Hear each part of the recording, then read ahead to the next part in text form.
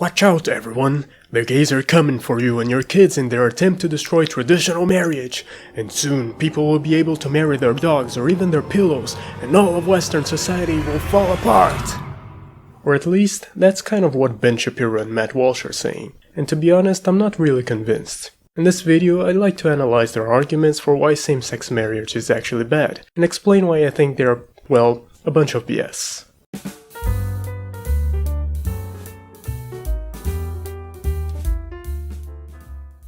Joining us online is Matt Walsh, host of The Matt Walsh Show on Daily Wire Plus and star of the massive hit documentary, What is a Woman? Matt recently appeared on Joe Rogan's podcast where he defended traditional marriage in the face of Joe's cynicism on this particular issue. Matt, thanks so much for joining the show. Great to talk to you. Hey, thanks for having me. So the Senate is supposed to bring up for a vote, I believe today, the so-called Respect for Marriage Act, which actually just is not respect for marriage. It's respect for same-sex marriage. The act itself supposedly carries provisions that would protect religious freedom. They don't go far enough in that direction, as Roger Severino has written. Also, the simple fact of the matter is that why would Congress even have to pass such a law, considering that the Supreme Court has already determined that same-sex marriage is the law of the land, other than to get Republicans on record supporting the non-true idea that marriage is not between a man and a woman? Shapiro starts by complaining that the bill attacks religious freedom, and that an amendment to the bill meant to address these concerns doesn't actually do enough. This is complete BS, however, because the original bill already didn't talk about religion's institutions at all. Everyone can just access the text of the bill and see for themselves. It clearly specified that the changes enacted in this bill refer only to the state, so the reality is that it didn't affect the freedom of religion's institutions to refuse to marry two people of the same sex. Republicans were still fearmonger about this though, so an amendment was added to the bill which specified that religion's institutions don't need to solemnize or celebrate any marriages. Shapiro mentions this amendment and then says, Instead, it apparently adds a rule of construction saying the bill by itself would not deny tax-exempt status, licensing grants, and contracts, quote-unquote, not arising from a marriage. But it actually doesn't do anything to address the problem with this particular issue. I mean, it's a really poorly written. This word salad is completely meaningless, which is why he never justifies it or specifies how the bill would negatively affect religious freedoms. Because it doesn't. The bill actually does more than enough to protect the rights of religious institutions to be homophobic. It simply prevents the government from doing so. Shapiro then goes on to complain about how there's no reason at all for the House and Senate to pass such a bill, and that it's actually all a conspiracy by Democrats to make the Republicans look bad. You perhaps remember what happened with Roe v. Wade, Ben. Having a right to an abortion was the law of the land until the Supreme Court overturned Roe v. Wade, subsequently leading to several abortion bans being enacted in different states. This bill is meant to prevent the same thing from happening with Obergefell, the civil rights case that granted marriage equality to same-sex couples, because Clarence Thomas has said that he wants the Supreme Court to reconsider the Obergefell decision. This is a preemptive move so that even if the ghouls in the Supreme Court vote to treat gay people as second-class citizens, the bill would guarantee that won't happen. I've also never understood this argument that Democrats are just trying to get on record what Republicans are going to vote against same-sex marriage to make them look bad. This is all a 4D chess game to make us vote for things that are bad and unpopular. But it's your fault that I'm voting for things that are bad and unpopular. Instead of complaining about Democrats playing some imaginary 4D chess match, if Republicans don't want to be unpopular, maybe they should just vote for things that are good and try to actually improve the lives of the people who elected them. Besides, why is it a bad thing for voters to know what their representatives stand for? That's exactly why they voted for them. Is politicians having to be transparent about their beliefs a bad thing now just because it affects Republicans? And the reality is that there are plenty of legitimate reasons to legalize same-sex marriage, something I'll expand on in a second. Matt Walsh then agrees with Shapiro's opinion that the bill doesn't protect religious liberty and gives a very peculiar justification for this idea. Obviously, this sets up, among other things, an assault on religious liberty, because if the federal government is declaring from on high that marriage now includes same-sex couples and they're codifying that definition into law, and it's a violation of someone's human rights. If someone has a human right to be involved in a same-sex marriage, then it's not hard to see how eventually this comes down to the churches, and they say to the churches, well, you don't have the right to deprive people of their human rights. The fact that The more astute among you might recognize that Walsh is just committing a slippery slope fallacy, where you say that A will eventually lead to B, and then C, then D, and eventually to Z, which is a bad thing. Therefore, we shouldn't allow A to happen in the first place. Coincidentally, the Your Logical Fallacy Is website uses same-sex marriage as an example for this fallacy. How convenient.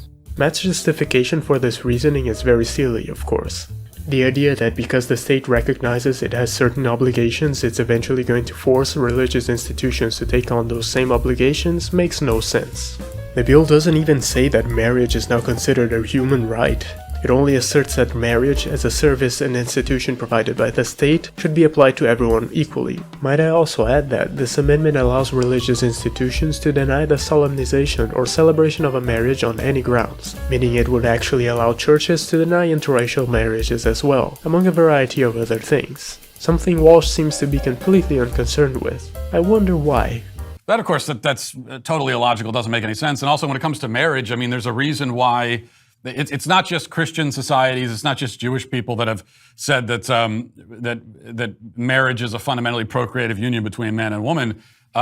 You look at every society in human history, and they have come down to that conclusion. I mean, there isn't any society in history that had anything like same-sex marriage as we have today. And not every society has been Christian or Jewish. So this is a conclusion that all people through history have arrived at. And it's not hard to see how they arrive at that conclusion. I mean, Here our good friend Matt Walsh repeats a mistake he made a few weeks ago, where he doesn't bother to check his claims before making them. While Matt might not be aware of this, the reality is that yes, some ancient societies also had same-sex marriages or other legal recognition of same-sex unions, such as in Greece, Rome, China, and Mesopotamia. You can just look it up on Google. It's kind of weird that they didn't bother checking this because they're sitting in front of laptops where they clearly annotated things to say during this segment. But then again, they probably don't expect their audience to verify their claims either, so why should they bother, am I right? Facts and logic are for losers anyways. Matt, a lot of the arguments against traditional marriage rely on sort of false construction. So what they will do is they'll say, well, polygamy was legal in the vast majority of cultures for a very long time. Therefore, marriage is not between one man and one woman. If you're including multiple people and you're narrowing the definition, this, of course, ignores the fact that every individual dyad within that polygamous institution is a man with one woman, meaning that the whole basis of even polygamous societies, as opposed to, by the way, there is no society on record in which the opposite is true, in which a woman marries multiple men. These societies do not exist. The societies in which a man marries multiple women, we have decided over the course of time, are not the ideal. And in fact, the Bible says are not the ideal, like right at the beginning. A man shall leave his father and mother, and he shall cleave to his wife, and they shall become one flesh. I mean, that is a monogamous relationship at the very beginning of the Bible. I mean, that's the Bible, chapter 1 of Genesis. But even if you were to argue in favor of cultures that allowed polygamy, the idea there was that it was always a man-woman child. It's just the man was pairing off with other women. It wasn't a polycule in FTX style here. Yeah, and the polygamous unions, if anything, it's kind of the exception that proves the rule, because, I mean, as you point out, there was never, as far as I know, there was never the reverse of a bunch of men marrying one woman. And why is that? Well, it's because... Okay, guys, for the love of Anubis, I literally just talked about this. Check your claims before making them. You can literally just look it up. There's even a name for it. It's called Polyandry, and there are societies where it is common or accepted, you absolute knobheads. You're sitting in front of laptops with notes on them. There's no way you didn't have time to check this before the show, or that there's no internet connection for you to at least check it right now. This literally already happened before, Matt. Did you forget that you got fact-checked live on Joe Rogan's podcast because you didn't bother Googling your claims, Matt? Did you not learn from your mistakes, Matt? Okay, yeah, sorry. Point is, they're idiots who don't know how to use Google. Anyways, let's move on with the video before I lose my mind. And so these were societies, especially in more primitive times, who, they also recognized that the purpose of marriage, one of the fundamental definitional purposes, is procreation, and that's where polygamy comes from. Now, we don't have that in our society. Conservatives keep bringing up this argument that marriage is primarily about procreation, which is why we shouldn't recognize same-sex marriage. The problem with this argument is that, well, it's just wrong. Marriage isn't about procreation, and married couples are treated differently by the law. They're taxed differently, they may be covered by their partner's health insurance, they get family and bereavement leave, adoption rights, the right to a portion of jointly owned property upon divorce, they may be entitled to benefits from the government, a widowed person gets to inherit their spouse's estate, they can make medical decisions for an incapacitated spouse, among other things. The idea that marriage is only about procreation is just false. And if same-sex couples weren't afforded the right to marriage, this would mean that straight people have rights and privileges that gay people don't, meaning they would quite literally be treated as second-class citizens. But let's analyze this argument that marriage is about procreation a bit more. If marriage were indeed primarily about procreation, then why not make couples who want to get married take a fertility test? If they can't have kids, then there's no reason to marry them. And so they shouldn't be afforded that right because it'd be an attack on traditional marriage or whatever. And even if they can have children, many couples simply don't want to, so we should ask couples if they plan on having kids, and those who don't get to marry. Of course, we'll also need to ask family members if they've ever expressed a desire to not have kids, and we should check their social media just to make sure they're telling the truth, all to upkeep the sanctity of the traditional marriage, and ensure marriage is all about procreation. Alternatively, we could simply consider every couple who has a child to be automatically married by the law. This would be the best way to make marriage inherently about procreation, since couples who don't have kids wouldn't get to be married, and those who do are automatically married, hence making having kids definitionally a part of marriage. I'm proposing a ridiculous scenario here for the sake of an example, but if marriage really is primarily about procreation, then why should infertile couples have the right to marry? And how far would Shapiro and Walsh be willing to go to enforce the procreation clause of marriage?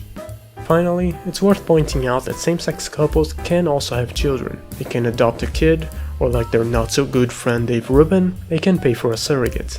A female couple may be in an open relationship and one of them has an accident, but the couple decides to keep the kid anyways instead of having an abortion. Or hell, they might live in a state where they can't actually have an abortion. And of course, someone who previously had a kid and either got divorced or their spouse died can simply remarry into a same-sex relationship.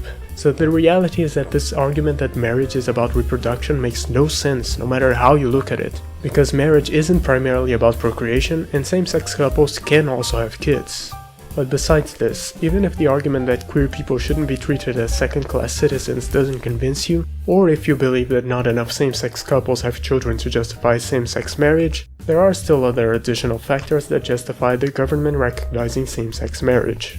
I think we all agree that the government should try to improve quality of life, right? That reducing suicide and healthcare costs are good things that the government should do, correct? Well, lucky for us, legalizing same-sex marriage can do exactly that.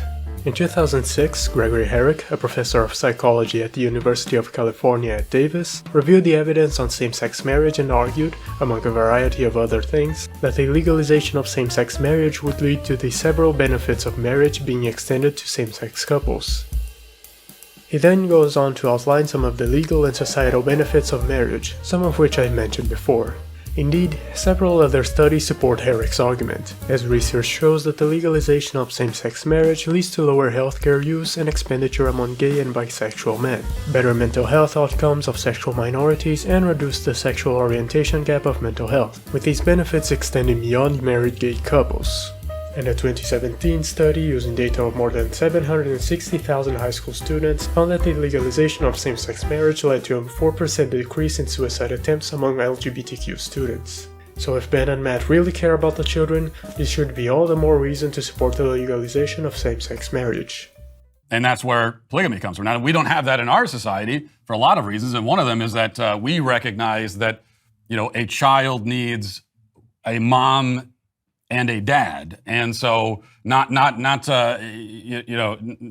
dad and multiple moms, but a mom and a dad, and that's going to be the best thing for the child. And that's really that's what this conversation should revolve around. It's like, what's the best for a child? Every child that is born has a mother and a father. There's no other way to create a child. And is it best for that child to be raised by those two people or not? I think obviously it is. While Matt presents his point about kids needing a mother and a father in the context of polygamy, the bill doesn't legalize polygamous marriage, so this is just irrelevant to the topic.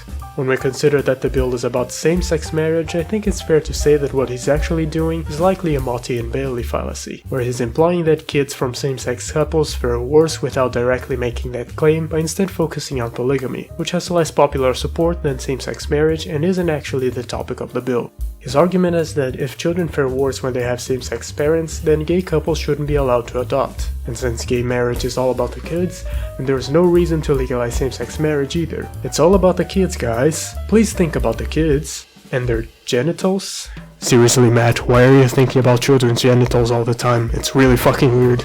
Anyways, I digress. Ultimately, this argument doesn't hold up because the idea that same-sex couples make worse parents is just false. There are decades of research and several meta-analyses showing that children of same-sex couples fare just as well as children of opposite-sex couples. And some studies even suggest that the children of gay parents may have better outcomes. I've already done a video exploring this issue, so I'll link to it in the description if you'd like more info on the topic. Finally, I'd like to point out that while Shapiro and Walsh keep fear-mongering about the destruction of traditional marriage and how the trivialization of marriage is bad for the kids or whatever, several studies have demonstrated that the legalization of same-sex marriage does not affect the prevalence of opposite-sex marriages and does not harm kids in any way. All of these supposed negative side effects of treating queer people equally under the law that Matt and Ben keep whining about are just made up. Legalizing same-sex marriage quite literally only brings benefits to society. And surprisingly, when you don't treat a portion of society as second-class citizens, society tends to improve. Who would have guessed?